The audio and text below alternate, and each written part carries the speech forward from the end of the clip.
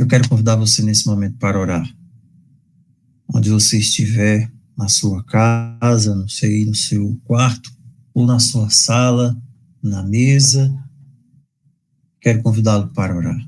Quero convidar a nós possamos voltar-nos, reunirmos em oração nesse momento diante do Senhor, de toda a terra, diante daquele que domina os céus e todo o universo, a terra, as regiões inferiores, aquele que é a vida.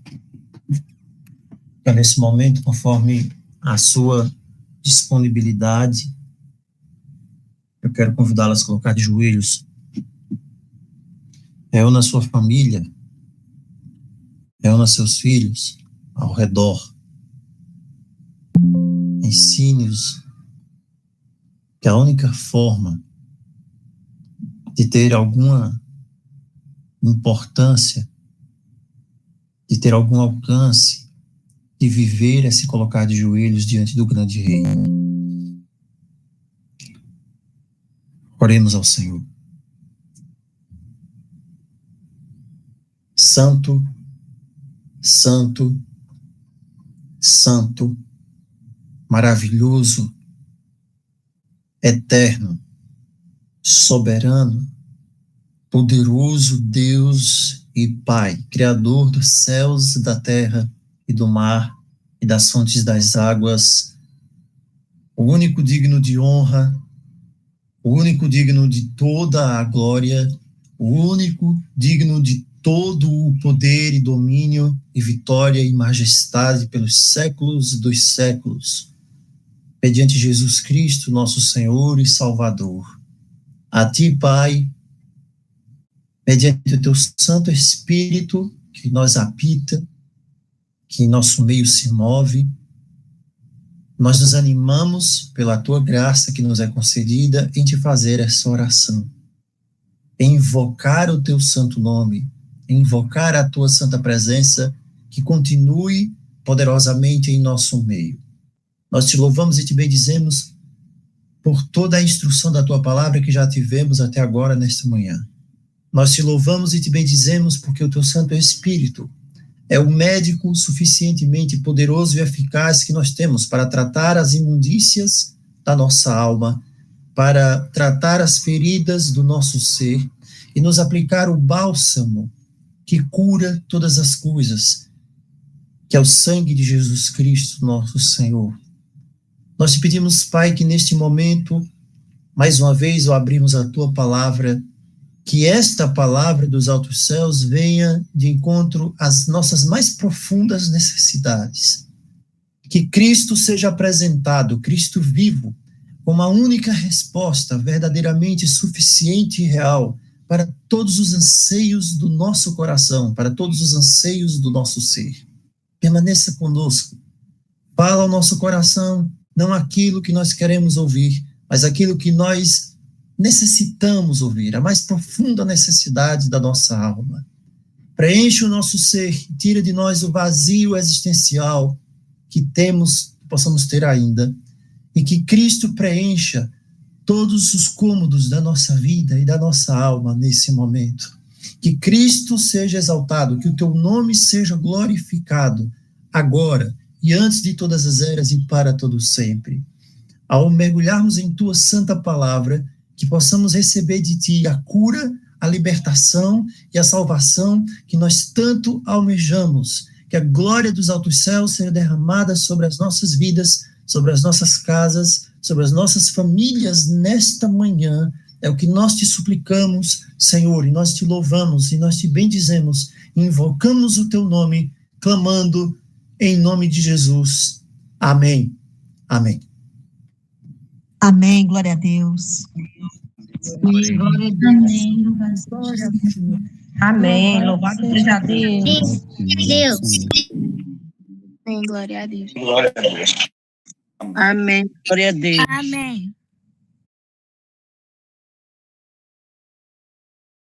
Que a graça do Senhor Jesus seja com todos nesta manhã, que o Santo Espírito continue falando aos nossos corações. O texto bíblico para a mensagem desta manhã, permita-me lê-lo, encontra-se no Evangelho de Marcos, Marcos capítulo 5. Marcos capítulo 5, do verso 1 até o versículo 13. Inicialmente, nós temos o seguinte relato. Atravessaram o lago até a região dos Gerazenos. E eu estou aqui com uma tradução literal do inglês, da versão autorizada. E diz assim: atravessaram o lago até a região dos Gerazenos. Quando Jesus saiu do barco, um homem com um espírito maligno veio dos túmulos para encontrá-lo. Esse homem vivia nos túmulos e ninguém mais podia prendê-lo, nem mesmo com correntes, porque muitas vezes esse homem já tinha sido acorrentado, mãos e pés, mas ele rasgou as correntes e quebrou os ferros em seus pés. Ninguém era forte o suficiente para detê-lo. Ninguém até Jesus aparecer. Noite e dia entre os túmulos e nas colinas ele gritava e se cortava com pedras. Quando viu Jesus de longe, correu e caiu de joelhos na sua frente. Ele gritou no alto da sua voz. Ele disse: o que queres comigo, Jesus, Filho do Deus Altíssimo? Jure por Deus que você não irá me torturar. Porque Jesus lhe tinha dito: sai deste homem, espírito maligno. Então Jesus lhe perguntou: qual é o teu nome? E ele respondeu: meu nome é Legião, porque somos muitos. E então ele começou a implorar repetidamente a Jesus que não o mandasse para fora daquela província. Mas havia um grande rebanho de porcos que se alimentava na encosta que estava próxima. E os demônios então suplicaram ao Senhor Jesus e disseram: envia-nos para os porcos, nos permita entrar neles. E então o Senhor Jesus lhes deu permissão, e os espíritos malignos saíram e entraram nos porcos. O rebanho, que era cerca de 2.000, correu pelaquela margem do despenhadeiro e caíram no mar e morreram afogados. Esse é o texto bíblico de Marcos capítulo 5, versos 1 ao 13, também relatado em outros evangelhos. Primeira coisa, irmãos, que nós devemos notar aqui é que quando o Filho de Deus apareceu na Galileia, quando Jesus veio a este mundo, houve o maior surto maciço de possessão demoníaca, de atuação de demônios, como nunca antes havia acontecido. Na primeira vinda do Senhor Jesus, os demônios se manifestaram, se estavam pipocando, se manifestando como nunca antes nas pessoas. Eu quero também dizer uma coisa logo agora, inicialmente. Agora, por ocasião da segunda vinda, nós vamos ter uma manifestação demoníaca, a palavra de Deus nos diz, também maior até do que na primeira vinda. Então, nós devemos ter ciência disso. Quando Cristo aparece a primeira vez, na primeira vinda, houve uma grande manifestação de demônio, possessão, coisas malignas acontecendo. Agora, por ocasião da segunda vinda, também haverá, e será maior até, muito maior do que na primeira vinda. Mas a palavra de Deus vai nos deixar 3 coisas claras. O Novo Testamento vai nos dizer 3 coisas claras inicialmente aqui. A primeira é que aquelas pessoas que não receberam Jesus, aquela pessoa que não recebe Cristo em sua vida, ele não pode ter Deus como Pai. Esse é o primeiro ponto aqui. Em João capítulo 8, verso 44, o Senhor Jesus estava dizendo o seguinte: vós tendes por pai o diabo. Ele estava falando isso para aqueles líderes judeus que estavam se fechando o coração, fechando a alma para não aceitá-lo, pecando contra o Espírito. Então eles estavam sentindo ódio, já pensou? Sentir ódio de Cristo, resistindo a Cristo, e eles então estavam manifestando as mesmas características de Satanás, a semelhança com o príncipe das trevas. Eles estavam indignados com a palavra. Eles eram pessoas que imaginavam que eram religiosas, que eram morais, que eram filhos de Abraão, mas na verdade o Senhor Jesus está dizendo o seguinte: não, vocês não são, vocês pertencem ao seu pai, que é o diabo. Esse é o primeiro ponto aqui. Alguém que não recebe a Cristo, alguém que não aceita Jesus, que se endurece a palavra, que está com ódio do Senhor, ele está fazendo às vezes do seu pai, o seu pai é o diabo, o seu pai não é Deus. O segundo ponto é que aquelas pessoas que não seguem a Cristo, eles vão estar inexoravelmente seguindo os caminhos deste mundo. E ao seguir os caminhos deste mundo, Efésios 2, verso 2, fala do príncipe das potestades do ar. Eles estão sendo regidos pelo governante do reino dos ares, o governante das trevas, que é o espírito que atua criando a desobediência. Quando alguém é levado à desobediência, quando alguém é levado a desobedecer à vontade de Deus, desobedecer à palavra de Deus, é porque o espírito do príncipe da potestade do ar, que é Satanás, está atuando nele. Então o diabo vai dizer assim: olha, não acredite na minha existência. Se você for falar hoje nos meus acadêmicos ou para as pessoas que aparentemente elas dizem que são mais sábias, o homem do século XXI vai dizer que não existe Deus, também não existe diabo. E o diabo fica feliz com isso. O diabo diz: não acredite na minha existência, ria de mim, ignore a Bíblia, não considere a sua alma, não pense no Senhor, não pense no Criador, não pense na morte. Esses são os conselhos que o diabo diz, para que a pessoa não siga a Cristo e ignore os caminhos da salvação. O outro ponto o terceiro ponto, as pessoas que não buscam conhecer a glória do Senhor, a glória de Deus através do Senhor Jesus Cristo, eles estão nas trevas, eles estão na mais absoluta treva. E você pode saber de uma pessoa assim, você pode conhecer uma pessoa assim. E quando a pessoa entra nesse processo, ela cai nas trevas, é porque o Deus deste século cegou a mente dos incrédulos. Você presta atenção no texto aqui, 2 Coríntios 4:4, que Paulo diz que o Deus desta época, que é o mesmo príncipe das potestades do ar, ele cega a mente. A mente perde a capacidade de pensar. A mente da pessoa perde a capacidade de raciocinar. A mente da pessoa perde a capacidade de entender. A mente da pessoa se torna insensível. O Deus desta época cegou a mente dos incrédulos. E esse processo só acontece com os incrédulos. O perigo da incredulidade é que a incredulidade leva para a cegueira. E é o Deus deste mundo que cega a mente. É uma atuação direta de Satanás ao cegar a mente da pessoa. E esse processo não acontece deliberadamente, de uma hora para outra. A pessoa precisa preencher alguns requisitos. O requisito primordial, infelizmente, que a pessoa preenche, que dá liberdade a Satanás para fazer isso, cegar a mente da pessoa, de maneira que a pessoa não entende mais nada, não compreende mais nada, não vê mais nada, está tudo diante dos olhos da pessoa, a pessoa pode ler a palavra, não entende, ela cegou. Isso acontece porque a pessoa descreu. É na mente do incrédulo. Então ele não pode ver a luz do evangelho. 2 Coríntios 4:4. Então o diabo ele trabalha dessa maneira, ele cega a mente da pessoa, a pessoa não ouve mais a palavra da vida. A pessoa ouve o convite: vinde a mim, todos que estáis cansados e sobrecarregados, mas não faz efeito mais na vida dela, porque ela não ouve e ela também não vê. Não ouve e ela não vê. Então muitas pessoas, elas são acometidas por isso, esse trabalho do maligno, e elas começam então a mostrar uma semelhança com o diabo. Infelizmente, começam a mostrar uma semelhança com o diabo porque elas estão seguindo os caminhos do diabo. Então, muitas pessoas hoje, infelizmente, estão nessa condição. E essa é uma situação muito pior do que a pessoa pode imaginar. Em primeiro lugar, a pessoa não tem consciência da situação. A pessoa não tem ciência da situação. Assim como o personagem aqui, esse homem endemoniado. Somente a morte, a vida em Cristo é que pode salvar a pessoa de ter uma perda eterna. O primeiro ponto agora, após esse ponto inicial, é entender onde Jesus chegou.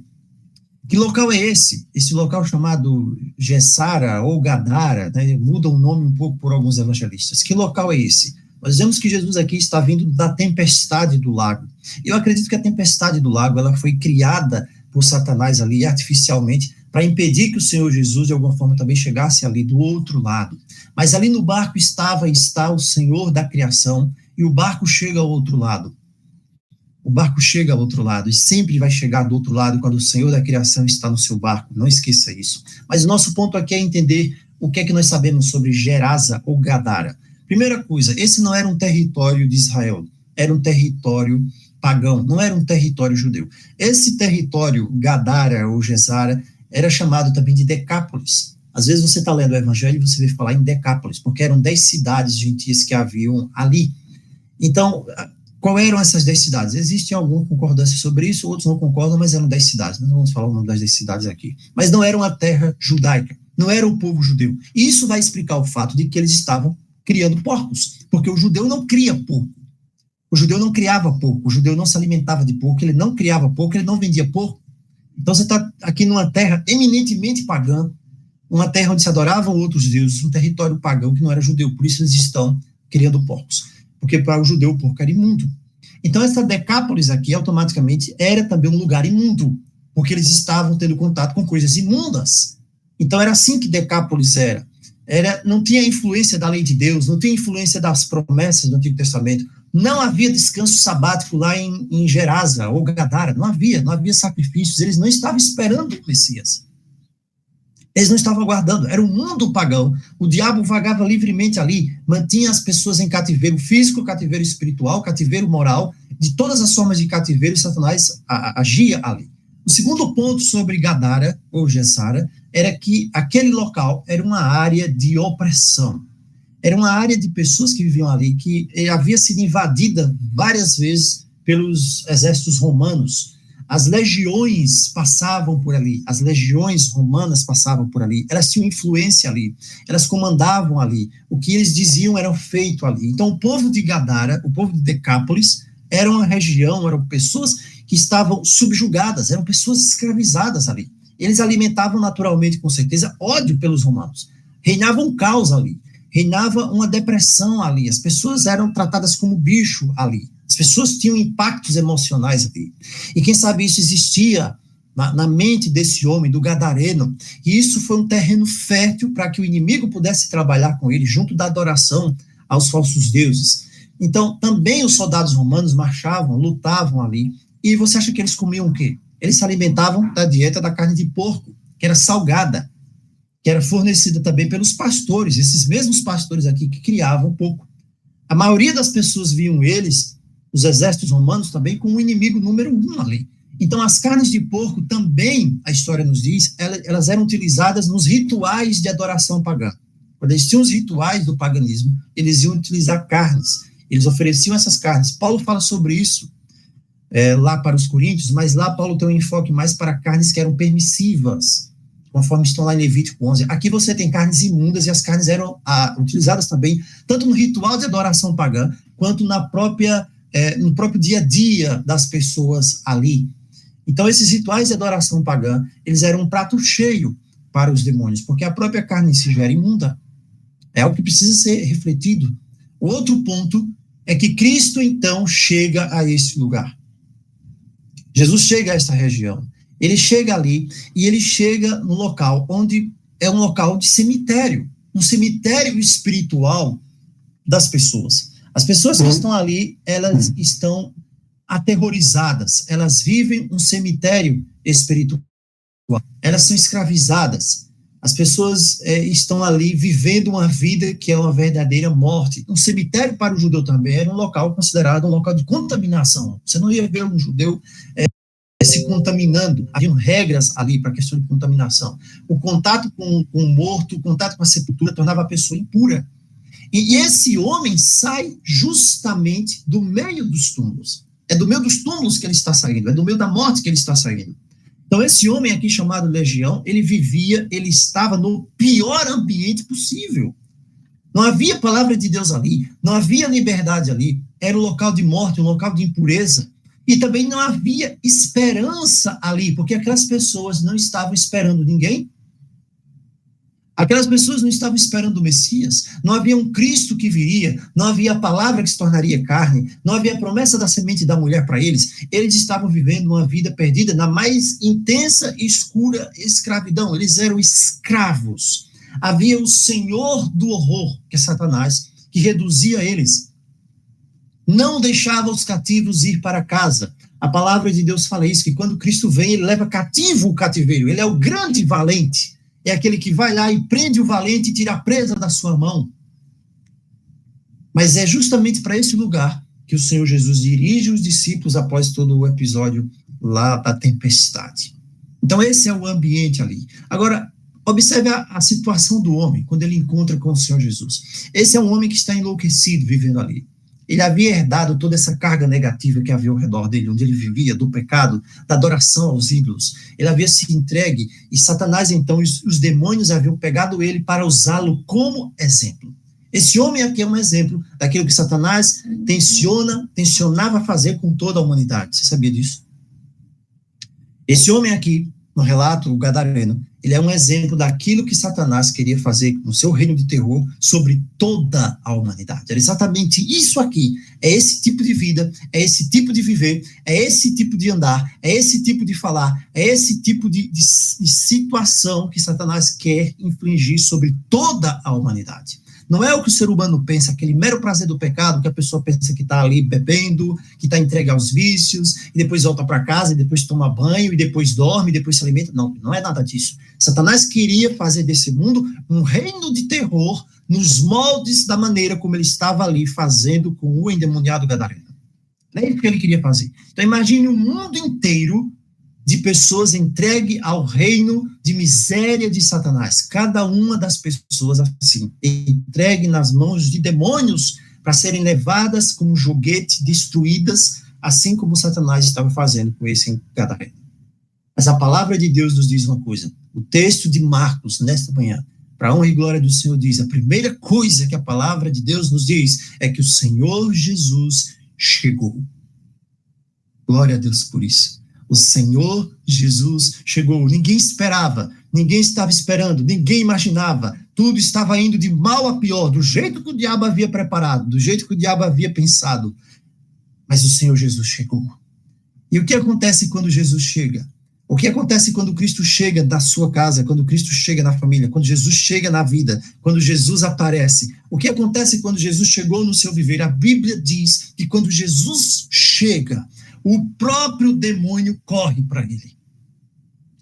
Ele sabia que não podia fazer nada na presença dele. Ele sabia que ele não podia permanecer indiferente à presença poderosa do Senhor Jesus. O próprio demônio sabia, a legião de demônios sabia inteira ali que algo iria mudar naquele momento. Quando Jesus chega na sua vida, se Jesus não chegou ainda na sua vida, ele vai chegar. É o momento de você reconhecer que Jesus precisa chegar, e quando ele chegar, você precisa correr até a presença dele. Se uma legião de demônios entende que não podia permanecer da mesma maneira na presença do Senhor Jesus, e corre até a presença dele, mesmo sem ter expectativa de salvação, por que o ser humano? Porque muitas vezes você ou eu temos permanecido indiferente quando temos a oportunidade de ir até o Senhor Jesus, e ele chega então na minha vida, e ele aparece, ele surge através de alguém que fala com você, que leva a palavra de Deus até você. Por que não corremos a ele todos os dias? Por que não vou até ele reconhecendo a minha fraqueza, que eu estou preso, que eu preciso clamar diante dele? Essa é a situação desse homem. Esse homem estava acorrentado, e ele estava acorrentado, simbolizando essa escravidão do ser humano ao poder do pecado. Esse homem não podia se levantar de manhã e dizer, vou tomar um banho. Esse homem não podia se levantar de manhã e dizer, vou fazer minha comida, fazer uma fogueira, vou fazer a barba. Esse homem não podia dizer, eu vou vestir uma roupa, porque ele andava nu. Ele andava nu, vou conseguir um emprego. Ele não podia, ele estava escravizado. Ele é o típico exemplo do escravo do pecado. A vida desse homem havia sido dominada pelo mal. Ele era um peão nas mãos do pecado. Ele nunca teve um plano para um dia sequer. Quando ele se levantava de manhã, e se esse homem dormia, simplesmente parava em alguns momentos ali, nos montes, nos sepulcros. Ele não podia mais imaginar, o que vou fazer hoje? Ele nunca pensou assim, porque esse homem não vivia, ele apenas existia. Gálatas 3:22 nos diz, a Escritura declara que o mundo inteiro é prisioneiro do pecado. E este homem, ele é o maior exemplo da prisão final e definitiva que Satanás planejava trazer sobre toda a raça humana. Não adianta o seu orgulho, não adianta o orgulho de dizer que é uma pessoa livre, que faz o que quer, que anda para onde quiser, que está onde quer, se você é um pecador, se nós somos pecadores. Porque sem Cristo, você é um escravo do pecado. Existe aqui uma relação com a história de Adão, entre esse homem aqui. Adão, ele andava nu, a palavra diz, no meio do jardim, mas ele não temia que estava nu, porque ele estava coberto pela glória de Deus. A diferença entre Adão e o gadareno é que Deus estava com Adão, e o gadareno não tinha Deus na sua vida. Quando Adão peca, os seus olhos se abrem para a nudez e ele tem vergonha. Quando o gadareno está em pecado, os olhos estão cegos e ele não tem vergonha. A palavra nos diz que a morada desse homem era nos sepulcros. Esse homem literalmente vivia em meio da morte. Ele não tinha perspectiva alguma de vida. A vida para esse homem havia acabado. É o mais claro exemplo, o exemplo mais tocante de miséria humana sobre o pecado. Todos nós, sem Cristo, nós estamos vivendo literalmente no sepulcro. Nós não temos vida, nós estamos mortos. Mas se todos estão mortos, quando que alguém se torna então um problema? Para o mundo, não existe problema em você beber socialmente. Não existe. Se você bebe socialmente, você vai nas festas desse mundo, na confraternização, não há problema nenhum. O problema é ser alcoólatra. Aí, se você é alcoólatra e está atrapalhando a vida de alguém, é o problema. E mesmo assim, o problema é seu. Mas se você começa a atrapalhar demais, então tem que dar um jeito ali. Qual é o jeito? Prender você numa corrente. Para o mundo não tem problema se você é um pouquinho desonesto. Desonesto é tido como esperto ou espertalhão, desde que você não seja pego. Para o mundo não tem problema. Não acabe preso, não faça uma vergonha para sua família ou para os seus amigos, para você mesmo, então não tem problema. Para o mundo não tem problema se você usar drogas, desde que você não vire viciado. Então, seja pecador.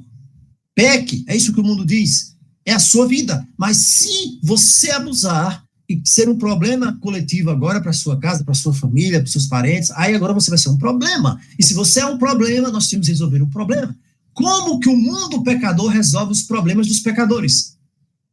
Você já parou para pensar como que o mundo pecador ele faz para resolver os problemas dos pecadores? Ele incentiva o pecado, não tem problema pecar, não tem problema você fazer nada disso, é o que o mundo faz, é o que todo mundo está fazendo, nós estamos felizes fazendo isso, mas se você abusar, nós temos um problema. Como é que resolvemos o problema? Veja, Legião estava sozinho, esse homem vivia nos sepulcros, o verso 3 diz. Você hoje mora com a sua família, esse homem não morava. Você tem amigos hoje, e tem, quem sabe, parentes, ou os pais, ou as mães, as suas mães, ou o filho, mas esse homem não tinha ninguém. As pessoas não fogem quando encontram você na rua, mas as pessoas fugiam desse homem. A companhia desse homem eram ossos. A casa desse homem era um sepulcro. Quem sabe esse homem comia carne humana. Esse homem comia ali animais podres. Era isso que o diabo fazia na vida dele. E ninguém se aproximava mais. Esse homem era um perigo. Ninguém queria ele próximo, nem em funeral. Atiravam pedras nele. Ninguém sequer chegava perto dele. Ele vivia isolado. Sem Cristo, meu irmão, nessa manhã, eu também estou completamente sozinho. Se eu não tiver Cristo, se você não tiver Cristo, não se engane, você está completamente sozinho. Não importa quantas pessoas estejam ao seu redor, não importa se você tem uma família, se você acha que tem amigos, aqueles amigos que se reúnem com você para fazer o que é errado, não são seus amigos, eles vão levar você para o inferno. Não importa nada disso. Eu tenho amigos, eu tenho esposa, eu tenho uma bela casa, eu tenho filhos, eu estou fazendo tudo o que eu quero, não importa, não perco o carnaval, eu estou sorrindo, eu estou feliz, a minha vida, não importa, você é apenas uma pessoa solitária, que vive nos sepulcros dessa vida, e só tem morte aí. Viver as coisas desse mundo não é vida, andar como as pessoas do mundo não é vida, falar e sorrir como as pessoas do mundo fazem não é vida, é apenas morte. Todos os dias, onde você vai, você está cruzando com pessoas mortas espiritualmente. Se você pudesse fazer ali um raio-x, você ia ver aquelas pessoas não têm vida. Não tem vida porque não tem Cristo. E Cristo é a vida. Sem Ele, eu sou apenas uma carcaça humana. Nós somos apenas uma carcaça humana, andando para lá, para cá, pulando, fazendo o que for, mas é apenas uma carcaça humana porque não tem vida. Você pode sorrir, você pode até dizer que está alegre, você pode pular, dizer que tem uma saúde física perfeita durante alguns anos, viajar o mundo, ir para a Disney, morar numa mansão, ter muito dinheiro, mas sabe o que é tudo isso? São apenas sepulcros. São apenas sepulcros onde você pode viver, onde você pode se esconder, mas no final, isto não é vida. Então, como é que o mundo resolve hoje quando alguém dá um problema? Foi como fizeram com o gadareno, prendendo com correntes, prendendo com grilhões. Sabe aquele jovem que tem um problema? Nós podemos até colocar o jovem no internato. Sabe aquela pessoa que tem um problema com álcool? Nós podemos colocar a pessoa lá para fazer as reuniões do AA. Pode ser que dê resultado ali, é um esforço humano, sabe? Mas não vai mudar a essência. Aquela pessoa que tem algum problema, ela pode usar o remédio controlado. Ou então você pode pregar, não, olha, é melhor você viver a vida do seu jeito, não tem regras, seja quem você quer, seja feliz. E no final das contas, a pessoa fez alguma coisa que ainda permanece como uma coisa muito ruim, vai para a cadeia. Estamos prendendo com grilhões, a humanidade está prendendo com grilhões. Mas no final das contas, isso não vai resolver, isso não resolve. As cadeias são feitas em pedaços, é o que diz a palavra, porque a solução humana nunca vai ser a solução divina. A solução humana nunca vai dar certo, nunca vai ser a correta. Ela não vai mudar o que existe no fundo do coração do ser humano pecador. Os planos vão ser desfeitos, você planeja, mas sai tudo errado. A viagem é adiada, o sonho é desfeito pela morte, porque não há como prender o problema. Essa era a vida desse homem, e essa tem sido, infelizmente, a vida da humanidade hoje, de muitas pessoas hoje. Quem sabe eu esteja falando com alguém que está vivendo assim. O remédio contra a depressão não resolveu. O remédio de ansiedade não está fazendo efeito. O AA não está adiantando. Você vai em toda reunião, você continua a mesma pessoa. A vontade não passa. O vício nas drogas continua o mesmo. As cadeias não prendem. As cadeias são feitas em pedaços. A solução humana irá falhar. E todas as vezes o ser humano vai fracassar sozinho. Essa é a história do homem gadareno. É por isso que as cadeias eram feitas em pedaços, porque não havia solução para ele. A palavra de Deus diz, no texto que eu acabei de ler no início, nenhum homem era forte o suficiente. Não existe ninguém que pode resolver o problema. Até hoje, ninguém conseguiu resolver o seu problema, porque só um pode resolver o seu problema. E é maravilhoso falar isso. Ninguém pode resolver o seu problema a não ser Jesus. Até o dia que Jesus chega na sua vida. Glória a Deus por isso. Quando nós estamos sozinhos, há um poder maior que a nossa vontade. A boa vontade que eu tenho se desfaz, porque existe algo chamado pecado. E o pecado, ele não obedece aos planos humanos. O pecado não obedece o que eu quero fazer de bom para mim. É um poder maligno que existe. Ele não obedece às soluções humanas, ele destrói tudo. O verso 5 diz que esse homem andava sempre de dia e de noite. Porque o que leva alguém a andar sempre de dia e de noite? Esse homem andava sempre de dia e de noite. Não havia cama para ele. Não havia quietude para o coração dele. Não há cama, não há solução, não há paz para o coração humano que não tem Cristo. Nada é suficiente, nada basta. Não há um porto seguro. Não há tranquilidade, nada traz segurança. É uma infinita busca, um loop infinito de busca pelo nada. A busca pelo nada. Quantas vezes esse homem ia e voltava nos mesmos lugares? Ele subia, ele descia as colinas, ele entrava no sepulcro, ele saía do sepulcro, ele comia as carnes podres como um bicho, como um animal. Ele ia e voltava, ele não parava, ele andava sempre de dia e de noite. Assim é a vida sem Cristo. Não há paz, está faltando alguma coisa, está faltando Jesus na sua vida. Esse homem clamava, ele gritava pelos montes, de longe as pessoas ouviam, havia um local lá específico dele, ninguém tinha coragem de passar mais por ali. Ouvia os gritos desesperados daquela alma presa, a alma escravizada, o verdadeiro escravo e o Senhor dos horrores escravizando aquela vida. E ele estava ali clamando, desesperado, o clamor de um coração pedindo ajuda, mas ninguém mais podia ajudar.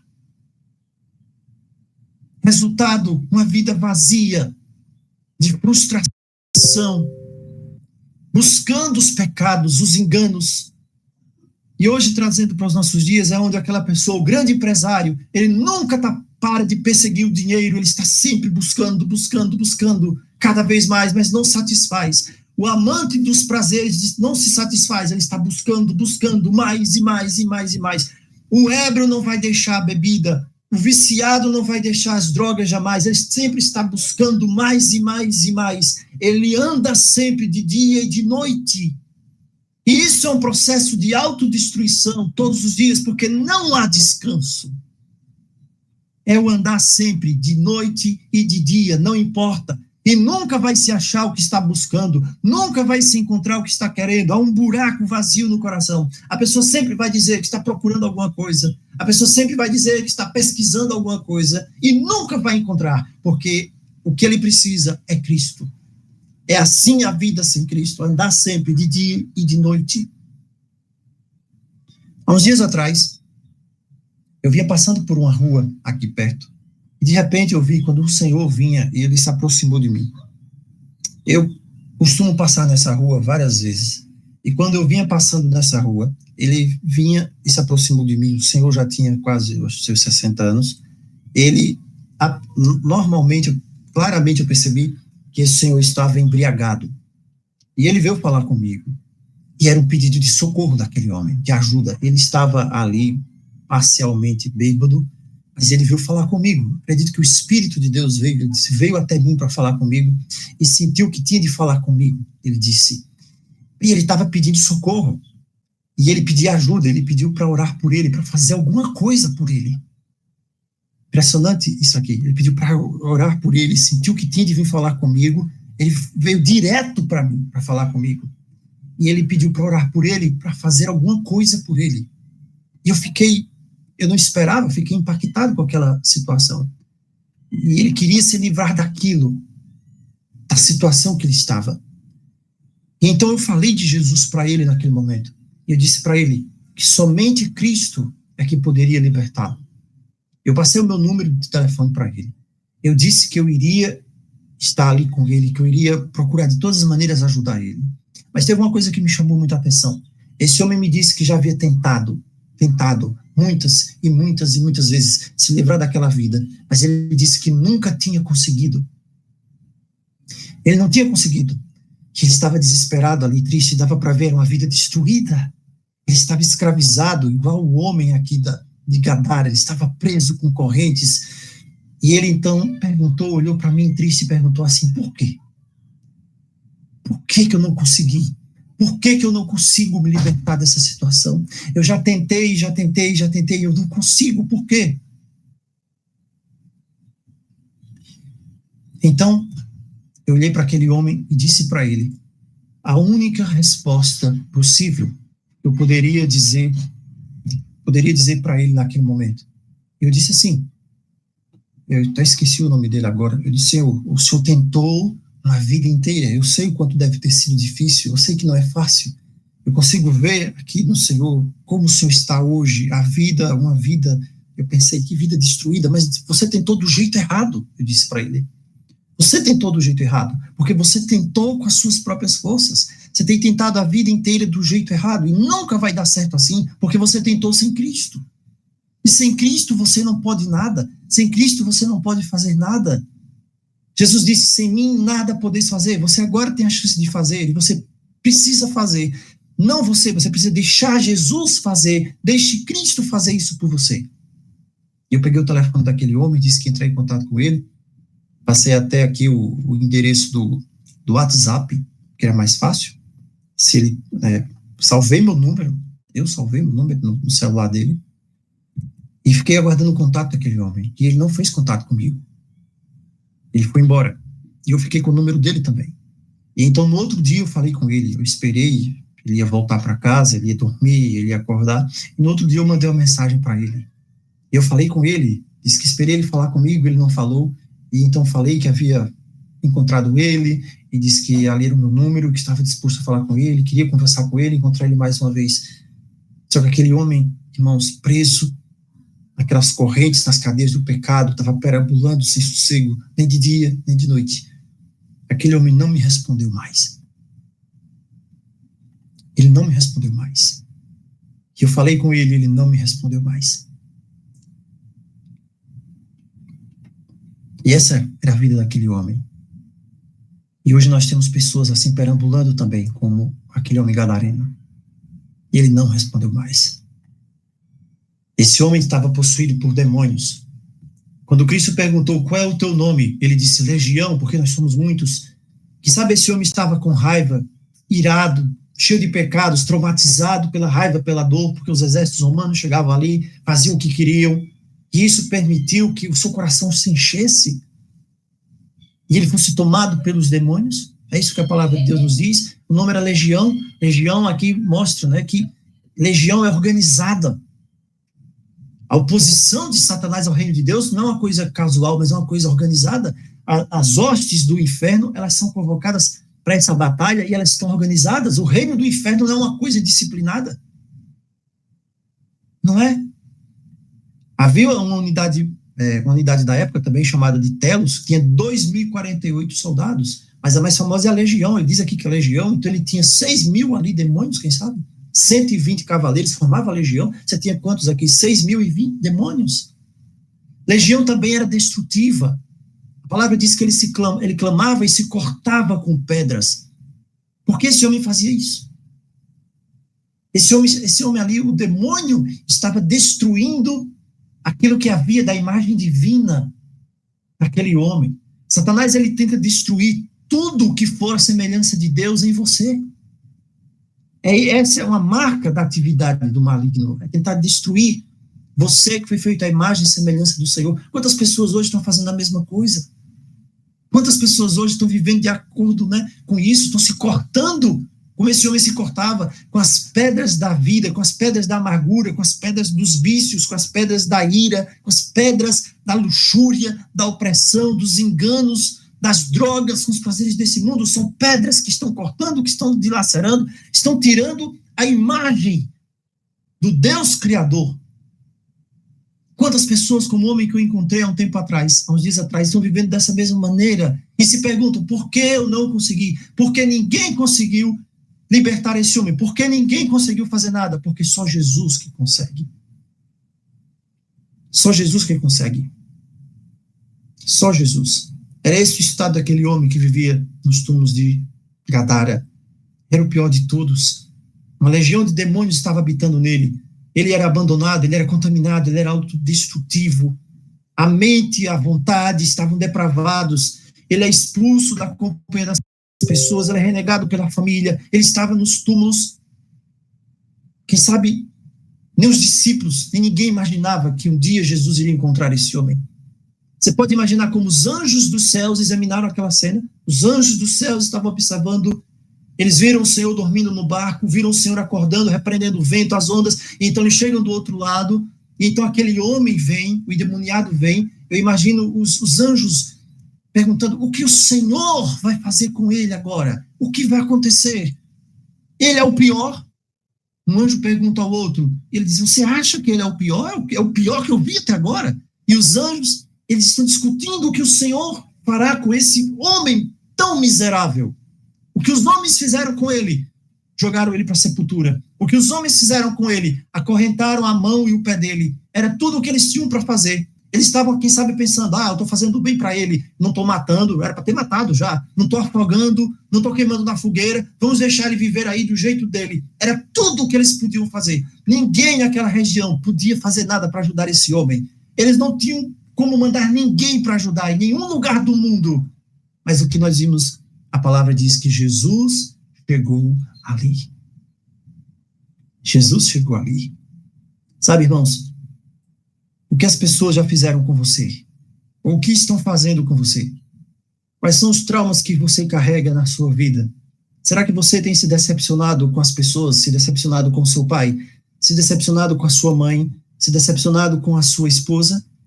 Você está decepcionado com o esposo? Você se sente preso em alguma circunstância? Quem sabe você tem olhado ao redor e não tem ninguém que possa te ajudar. Como é difícil olhar ao redor e não ter ninguém, alguém que podia te ajudar. Mas nesse momento, Jesus está chegando aí. Jesus chegou aí. Qual era a perspectiva desse homem sem Jesus? Nada. Absolutamente nada. Destruído para sempre. O mar acalmou e o barco chegou. Não apareceu ninguém ali, nenhum arauto com a trombeta, anunciando a chegada de Jesus. As pessoas não sabem que Jesus está chegando ali. Mas o mundo espiritual sabe, o demônio sabia. Ele vem correndo da praia direto para Jesus. Ele está todo cortado, sangrando, cheio de infecções, cabelos desgrenhados, o rosto demoníaco, a voz demoníaca. Não sei se você já alguma vez ouviu a voz de um demônio falando, mas é uma coisa horrível, a voz de um demônio falando. Lucas diz que ele estava nu, porque ele não tinha a justiça de Cristo, o símbolo do pecado.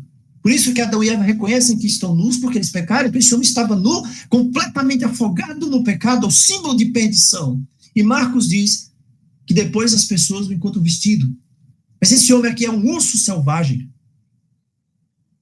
E quando ele se aproxima, ele grita com a voz alta, verso 7. Ele está gritando. Isso não é assustador? Imagine se alguém grita diante de você, você se assusta. Imagine se você está passando ali à noite e ouve um grito. Ele gritava às noites, ele gritava nas colinas. Ai, irmãos, ele está diante de Cristo. E o maravilhoso é que Cristo não rejeita. Se você vier a Jesus nesse momento, Cristo também não irá te rejeitar. Onde quer que você estiver, Cristo não irá te rejeitar. Onde quer que você esteve, se você vier a Jesus agora, ele não vai te rejeitar. Não importa se você está vivendo hoje nas profundezas do seu abandono, não importa se você está mergulhado no ocultismo, qualquer que seja o destroço da sua vida, por mais longe que seja o rastro de toda a imoralidade, se você for a Jesus, ele não irá te rejeitar. Ele é o caminho que leva ao Pai. Jesus não fugirá de você. Os discípulos fugiram. Você não pode salvar a si mesmo. Ninguém pode salvar a você mesmo. Mas Cristo pode salvar você. No Salmo 18, Davi diz: Ele me livrou do meu forte inimigo, daqueles que me odiavam, porque eles eram mais fortes do que eu. Só Cristo pode fazer isso. Você pode se chegar ao Filho de Deus sem roupa, cheio de demônios, cheio de contusão, cheio de feridas, fedorento. E ele vai aceitar você, ele vai transformar você, ele vai te dar uma nova vestimenta. O verso 7 diz que a legião gritou: O que você quer comigo? O que queres comigo, Jesus, filho do Deus Altíssimo? Jure por Deus que você não vai me torturar. Legião sabia quem é Jesus. Embora o Senhor nunca estivesse lá antes, e esse homem estava completamente tomado por demônios, o demônio sabia quem era Jesus. A palavra de Deus diz que os demônios creem e tremem. Creem e tremem. E o ser humano não crê. Sabe por que o demônio sabia quem era Jesus? Eu vou lhe contar. Há 30 anos atrás, naquela época, quando Jesus pisou ali, fazia 30 anos, mais ou menos, desde o anúncio em Belém, que tinha sido dado pelos anjos, pela grande comitiva dos anjos, que havia nascido o rei na cidade de Davi. Quando esse anúncio foi feito, todo o reino das trevas, os principados, os potestades, os dominadores desse mundo tenebroso, em todos os altos graus, em toda a hierarquia maligna, todo o reino das trevas, em todo o mundo, ficou sobressaltado. Desde os maiores até os menores, eles ficaram sobressaltados. O rei havia nascido em Belém. E a última coisa que um demônio queria na face da terra era ter um encontro com ele. A última coisa e a única coisa que um demônio queria era ter um encontro com Jesus. Os demônios tremiam. Os demônios tremiam só em pensar nisso. Eles se apavoravam só em pensar nessa possibilidade. Tremendo, não é? O último encontro que Legião teve com o Rei dos Reis não foi dos melhores para eles. Foi numa batalha. A batalha celestial, aquela batalha ali das galáxias que houve no reino dos céus, diante do trono do universo, e eles foram expulsos de lá. Eles foram expulsos de lá pelo poder infinito, pela espada do poderoso rei. Apocalipse 12 fala disso. Então eles sabiam agora que o grande e poderoso rei em pessoa estava na terra. Ah, irmãos, nós ainda precisamos aprender muito sobre o poder e a autoridade que há no Senhor Jesus. Às vezes nós não temos ainda ideia do quão infinito e grandioso é esse poder. Então os demônios sabiam que o grande e poderoso rei estava na terra agora em pessoa. E como eu falei agora, a última coisa que eles queriam era ter um encontro com ele. E mesmo sabendo que ele estava em forma humana, eles sequer podiam ter qualquer dúvida do seu poder. E eles tinham medo. O que ele temia aqui, o Legião temia aqui, os 6.000 demônios aqui, os capetas que estavam nesse homem, eram de ser instantaneamente fulminados, apenas por estar na presença do rei. Se ele assim quisesse. É por isso que o legião vai e corre. Alguns dizem o seguinte, quem correu foi o homem para pedir ajuda. Esse homem não tinha mais controle de nada. Esse homem aqui não tinha nem ciência mais que estava tendo alguma coisa, não tinha nem ciência que estava vivo. Era um escravo. Quem corre aqui até o Senhor Jesus, se coloca de joelhos e começa desesperadamente a clamar, a suplicar, é o demônio. É o demônio. É o demônio. O demônio sabe que Cristo está ali, que tem poder para livrar aquele homem, ele está chegando, que ali é o Filho de Deus, ele sabe que é o Filho de Deus encarnado, ele está gritando ali, ele fica cheio de pavor. É por isso que ele grita, não me torture. Ah, irmãos, Jesus tem poder. Cristo tem poder. O nome de Jesus, ele tem todo o poder e autoridade dos céus e da terra. Pode ter 1 bilhão de demônios, todos os demônios do universo na presença dele não passam de um nada.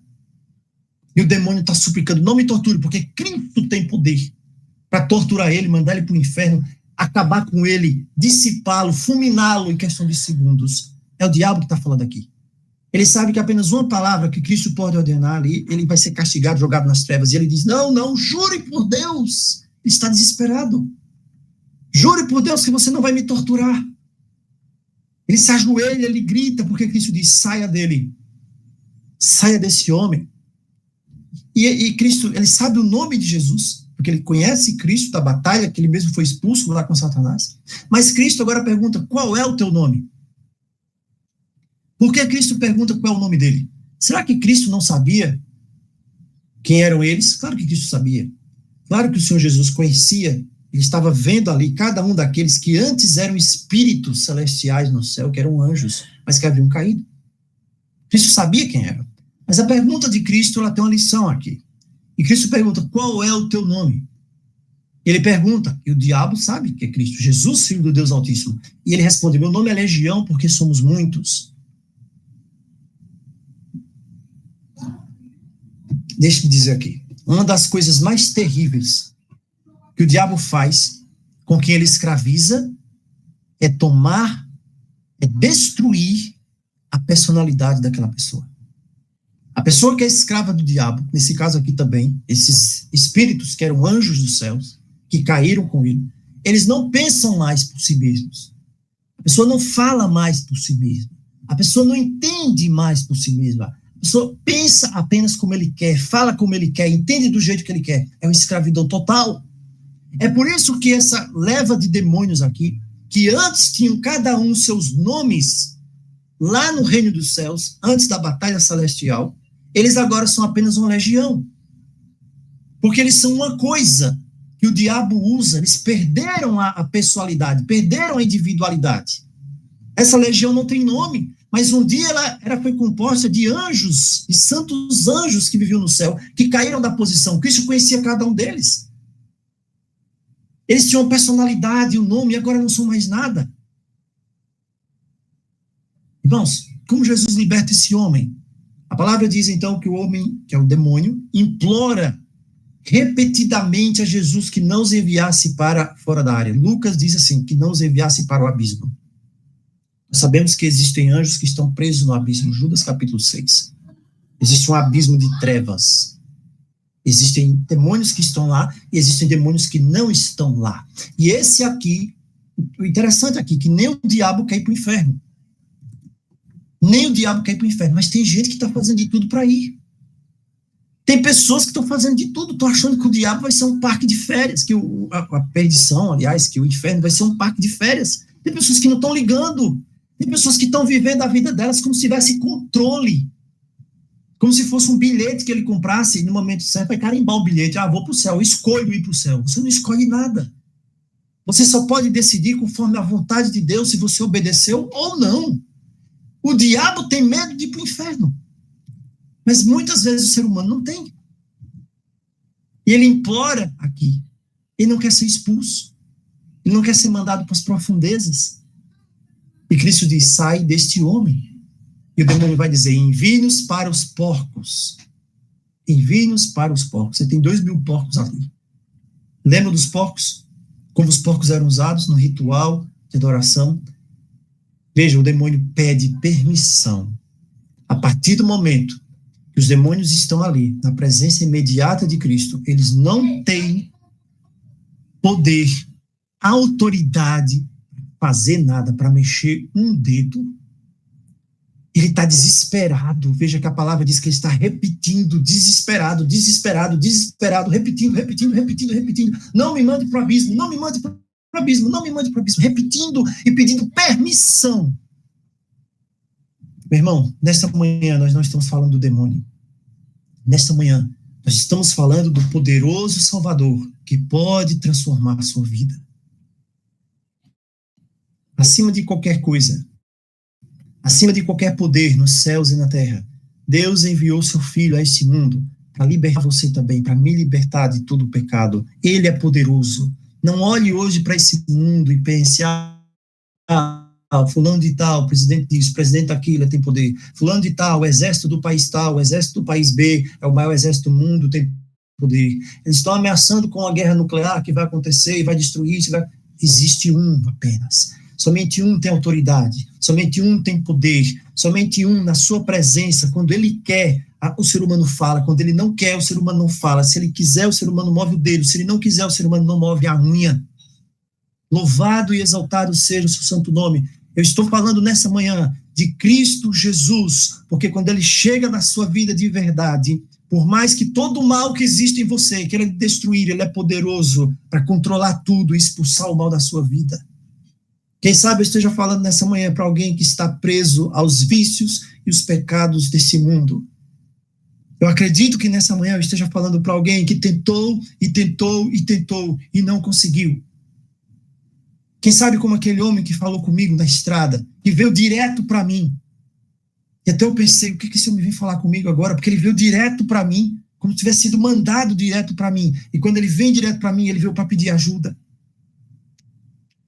Cristo pode libertar você. Cristo pode salvar você. Ele tem todo o poder. Ele tem toda a autoridade nos céus e na terra. Acontece sem o seu querer. Todas as coisas estão nas suas mãos. Tronos, soberanias, principados, potestades, a sua vida, o seu fôlego, a sua respiração. E ele veio até aqui para poder libertar você. Ele veio para te dar vida. Não faça como as pessoas depois, no verso 17 e 18. As pessoas disseram, Senhor, vai embora daqui. São os dois versículos, versos 17 e 18. Vai embora, Senhor. Não queremos essa mudança. Nós não queremos que o Senhor mude tudo aqui. A gente estava acostumado com o endemoniado no canto dele. A gente estava acostumado a ter um lugar que ninguém vai, porque o endemoniado está lá. A gente está acostumado a comer aqui a nossa carne de porco que a gente come. A gente está acostumado a viver na nossa idolatria que a gente vive. A gente está acostumado a viver do jeito errado que nós vivemos. O Senhor chegou aqui e tudo está sendo bagunçado. Se Jesus chega na sua vida, ele precisa mudar. A sua vida não vai ficar do mesmo jeito. Você precisa aceitar. Você precisa deixar Jesus mudar. Porque se você não deixar Jesus mudar, se você não aceitar essa mudança na sua vida, você, infelizmente, vai estar colocando Jesus para longe. Jesus vai embora. Jesus vai se afastar de você. E muitos hoje estão nesse vale de decisão. O que você vai fazer? Você vai prestar atenção em Jesus ou nos porcos? Em que você vai prestar atenção? Nos porcos que você tem de perder? No vício que você tem de deixar? Ou você vai olhar para Cristo? O que é mais importante para você? Perder o mundo e ganhar a Cristo? Ou perder a Cristo e ganhar o mundo? Não olhe para os porcos. Olhe para Cristo. Olhe para Jesus Cristo. Olhe para Ele. Quando aquele homem encontra Cristo e os demônios saem,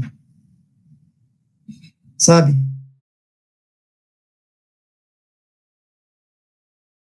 Você está disposto a perder algumas coisas? Você está disposto a perder algo para ter a Cristo? O verso 15 diz, Marcos nos diz que esse homem estava sentado ali, vestido e em sã consciência. Marcos não nos diz que ele estava falando com Jesus, ou que ele estava em oração, ou que ele estava ali triste, chorando, pela vida inteira. Marcos diz apenas que esse homem estava sentado em silêncio com Jesus. Quem sabe não é isso que eu preciso hoje? Quem sabe não é isso que você precisa desesperadamente? E ficar em silêncio com o Senhor Jesus? Lembre do convite, ele diz: vinde a mim, todos que estáis cansados e sobrecarregados, eu vos aliviarei. Aquele homem tinha ido a Cristo e tinha encontrado descanso em Cristo. Você sabe o que isso significa? Significa que você não vive mais para os porcos. Só assim, quando você não vive mais para os porcos, é que você está em sã consciência. Verso 15, ele estava sentado ali, ele estava vestido, ele está descansando, porque ele encontrou Cristo. Vinde a mim, e eu darei descanso para as vossas almas. Ele veio a Cristo, cheio de problemas, cheio de demônios, e Cristo cumpre com a promessa. Ele encontrou o descanso. Ele está vestido com a justiça de Cristo, ele está em sã consciência agora. Sabe o que significa estar em sã consciência? Que a sua cegueira acabou. Sabe o que significa estar em sã consciência? Que você está vivendo para Deus. Sabe o que significa estar em sã consciência? Que você pensou no impacto, que a mudança de vida que Cristo quer vai trazer na sua vida. Ali estava um homem que havia vivido no desespero, no vício, no engano. Mas quando ele encontra Jesus, ele encontra o descanso. Ele encontra o descanso. Que Deus te abençoe nessa manhã. Que nós possamos ir a Jesus, que nós possamos ir a Cristo. Que você possa deixar os porcos de lado, aceitar a perda dos porcos para ter Jesus na sua vida.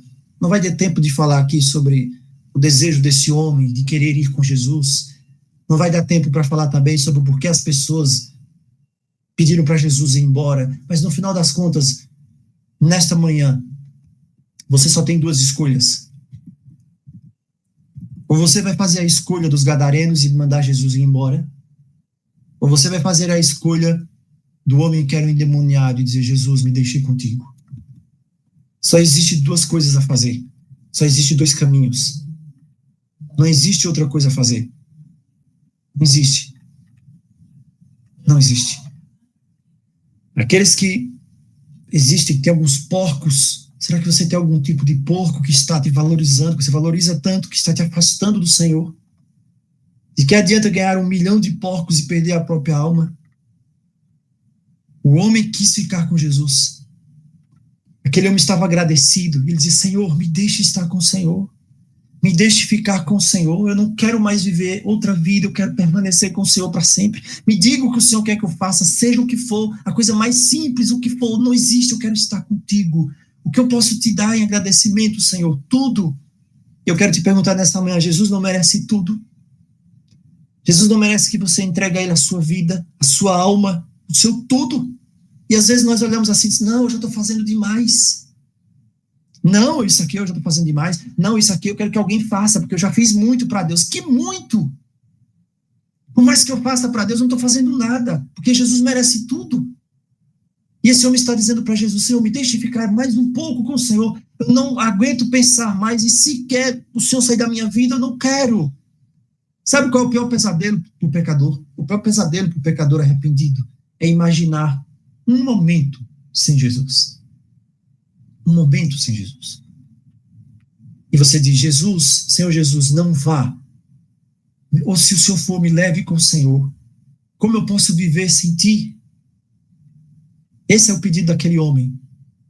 Que esse seja o pedido seu, o pedido do meu coração. Mas Jesus diz: não, volta lá para tua casa e conta para tua família. Sabe? E aí tem uma diferença desse homem para Judas. Ele pensou, o gadareno, que ele precisava da presença física de Jesus para ser salvo. Agora, para ser feliz. Quando na verdade não. Porque Judas estava o tempo todo na presença do Senhor por 3 anos e meio e se perdeu. Mas eu entendo esse homem. Ele está dizendo: Cristo, fica comigo. E as pessoas do local disseram: Cristo, vai embora. Nós escolhemos os porcos. Qual é a sua escolha?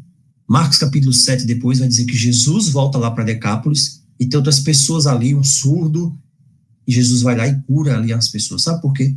Porque esse homem, o ex-gadareno, ele havia falado de Jesus para as pessoas. Que maravilha. Então você tem 2 grupos aqui.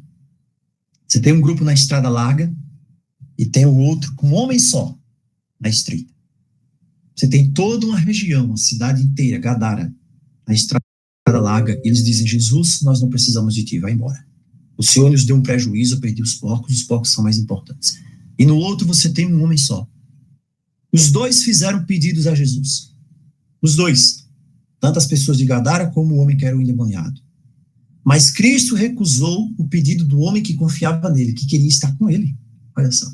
E Cristo atendeu o pedido das pessoas que rejeitaram ele. Irmãos, se Cristo recusa algum dos seus anseios, acredite, ele tem algo melhor para você. Se você disse a Cristo para ir embora, Senhor, não quero mais isso. Não quero mais seguir nesse caminho. Né? Não me perturbe mais com história de sonhos, com história de revelação, com história da tua palavra, para fazer isso, para fazer aquilo, negócio chato, fazer isso. É sua escolha. Se você está dizendo isso a Cristo para ir embora, não se preocupe. Ele vai lhe dar o que você quer, ele vai embora. Ele vai embora. Então nós só temos 2 escolhas. É a sua escolha nessa manhã, é a minha escolha. Você se contenta com Cristo ou você está mandando Cristo ir embora? Que Deus nos abençoe.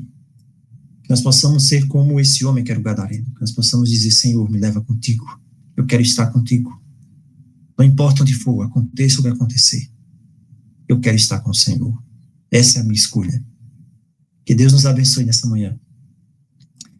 Quero convidá-lo nesse momento a orar ao Senhor. Pai que estás nos céus, nós te agradecemos porque um dia nesse mundo cheio de lama e de pecado, escravizados, amarrados nas correntes da morte, da dor, do sofrimento, o Senhor desembarcou na praia da nossa vida para nos encontrar, para nos livrar, para nos transformar. E sabemos, Senhor, também que nós não podemos permitir que nós devemos nos apegar aos porcos, porque tudo que tem nessa vida, a riqueza dessa vida, a luxúria, casas, carros, mansões, até mesmo a saúde, dinheiro, tudo não passa de porcos.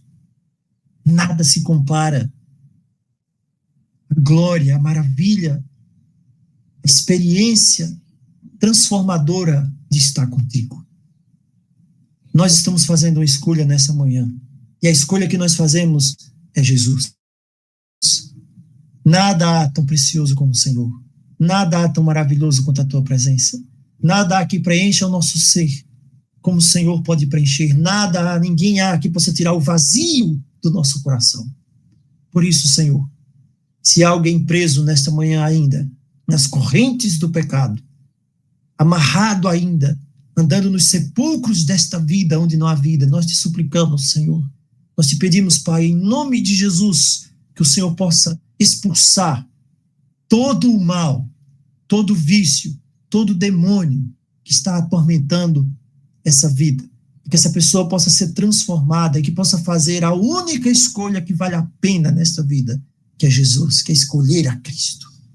Tudo isso nós te pedimos, nós te suplicamos, ó Pai. Nós clamamos, faz uma transformação, faz um milagre. Em nome de Jesus. Em nome de Jesus. Amém. Amém. Glória a Deus. Amém. Glória a Deus. Amém. Glória a Deus. Amém. Louvado seja Deus. Amém. Que a graça do Senhor Jesus seja com todos. Que Deus nos abençoe. E até daqui a pouco. Deus abençoe a todos. Até mais.